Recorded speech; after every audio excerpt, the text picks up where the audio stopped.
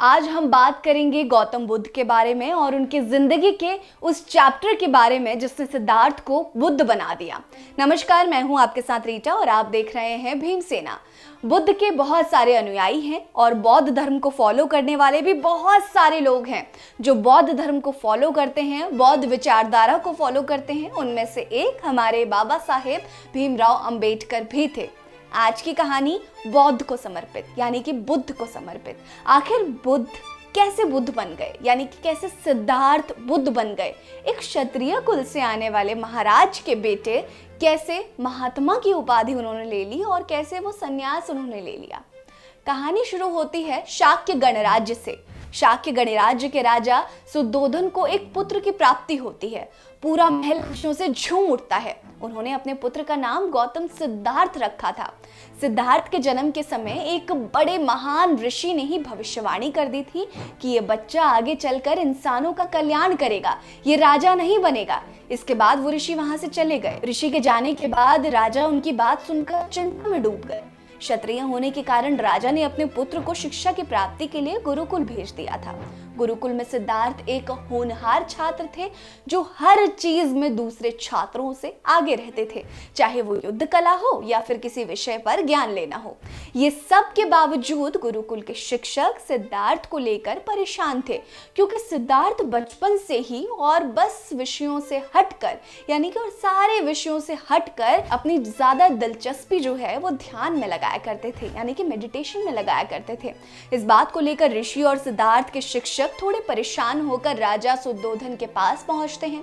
राजा को जब सिद्धार्थ के ध्यान के बारे में पता चला तो उन्हें एक बार फिर से उस ऋषि की भविष्यवाणी याद आ गई, जब उन्होंने कहा था कि ये राजा नहीं बनेगा, ये जन कल्याण के लिए पैदा हुआ है। राजा ने अपने राज्य की दुखी और दरिद्र जनता को राज्य से बाहर एक जगह दे दी और राज्य को पूरी तरह से खुशहाल दिखाने की कोशिश में लग गए। उधर सिद्धार्थ गुरुकुल में अपनी पढ़ाई पूरी कर चुके थे और उनका घर वापसी का समय भी हो गया था। सुद्धोधन ने अपने पुत्र के लिए सारे भोग विलास की व्यवस्था महल में ही करवा दी। दूसरे महल भी बनवाए गए जहां और भी अधिक मनोरंजन के साधन उपलब्ध करवाए गए। एक दिन सिद्धार्थ नगर में घूम रहे थे, तब उन्हें किसी के रोने की आवाज सुनाई दी। कड़े पहरे के बावजूद भी सिद्धार्थ को कुछ लोग एक शव को उठाकर ले जाते हुए दिखाई पड़े। मुर्दे के पीछे उनके परिवारजन छाती पीट पीट कर रो रहे थे। सिद्धार्थ ने अपने सारथी से इसका कारण पूछा तो सारथी ने बताया कि ये 4 लोग जिस चीज को उठा कर ले जा रहे हैं वो किसी इंसान का शव है और उसके परिवार वाले उसके पीछे दुख के कारण रो रहे हैं। सिद्धार्थ ने शव को देखा तो उसकी सांसें बंद थी। इसके बाद सिद्धार्थ को एक बूढ़ा व्यक्ति मिला जिसकी सांसें धीमी चल रही थी, जिसे देख उन्होंने फिर सारथी से पूछा कि इन्हें क्या हुआ है। सारथी ने सिद्धार्थ को बताया कि यह प्रकृति के नियम के कारण बूढ़ा हो गया है। इसके बाद सिद्धार्थ को एक बीमार व्यक्ति मिलता है जिसकी सांसें तेज चल रही थी। इसे देख उन्होंने फिर सारथी की ओर प्रश्न के भाव से इशारा किया और सारथी ने उन्हें बताया कि ये बीमार है, किसी कारण से इसका शरीर पूरी तरह स्वस्थ नहीं है। सिद्धार्थ ये देखकर व्याकुल हो गए और इसके बाद वो चैन से नहीं बैठ पाए। जब उन्होंने अपने महल से बाहर दरिद्रों की बस्ती को देखा तब उनकी पीड़ा की कोई सीमा ही नहीं रही।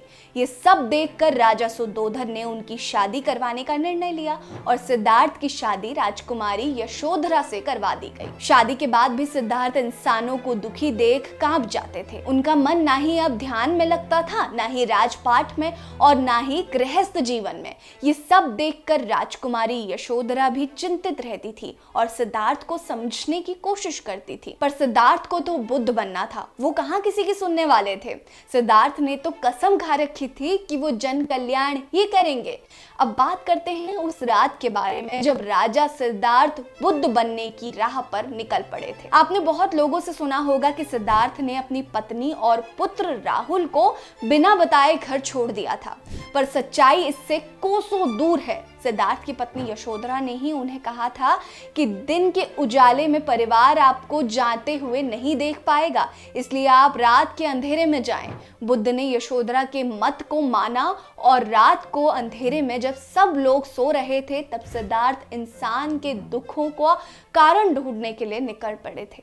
इसके बाद सिद्धार्थ ने बहुत तरीके का ध्यान किया, बहुत सारे महान लोगों से मिले, लेकिन उनके मन को शांति कहीं नहीं मिली। सद्गुरु के अनुसार उस समय आर्यव्रत में 1800 से ज्यादा ध्यान की पद्धति विकसित हो चुकी थी। गौतम ने इसमें से बहुत सारे ध्यान पद्धति को अपनाते हुए उसके रास्ते पर चले, लेकिन सिद्धार्थ को ऐसा कोई भी ध्यान का मार्ग ना दिखा जो इंसानों को सारे दुखों से मुक्त कर सके। गौतम ने उस समय जैन समुदाय के ध्यान पद्धति को भी अपनाया था। उस ध्यान पद्धति में ना तो किसी से कुछ मांग कर खाया जाता था, ना ही भोजन के पास जाने का नियम था। अगर आपको अपने रास्ते में कुछ खाने का दिख जाए तो खा लो, वरना ध्यान में लग जाओ, भूख अपने आप समाप्त हो जाएगी। गौतम तो उस समय इंसानों के दुख से व्याकुल थे, इस कारण व्याकुलता से उन्हें जैन पद्धति के ध्यान को करना शुरू कर दिया। सिद्धार्थ तो इसके बाद खाने के पास भी नहीं जाते थे और ना ही किसी गांव के पास में गुजरते थे ताकि उनका ध्यान भंग ना हो। ऐसे ही अनेकों ध्यान पद्धति का अनुभव करते करते 6-7 साल गुजरते गए। गौतम का शरीर एकदम कमजोर हो गया था और एक दिन सिद्धार्थ चलते चलते एक नदी के किनारे पहुंचे। उनका शरीर कमजोर था और उनको नदी पार करनी थी। आधी नदी को पार करने के बाद उनका शरीर जवाब देने लगा। नदी का बहाव तेज था, इस कारण वो अब आधी नदी को पार करने में भी असमर्थ थे। नदी में पड़ी एक लकड़ी को पकड़ सिद्धार्थ वहीं बैठ गए।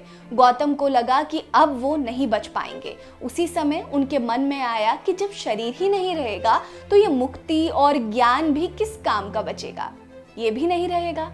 इसी बीच उनके अंदर जीवित रहने की एक अलग ही उत्सुकता आई और वो नदी पार कर गए। नदी पार करते ही उन्हें एक पीपल का पेड़ दिखा और वो वहां बैठ गए। ये वृक्ष बाद में बोधि वृक्ष के नाम से जाना गया और जिस जगह पर वो पेड़ था उस जगह को वर्तमान में बोध गया के नाम से जाना जाता है।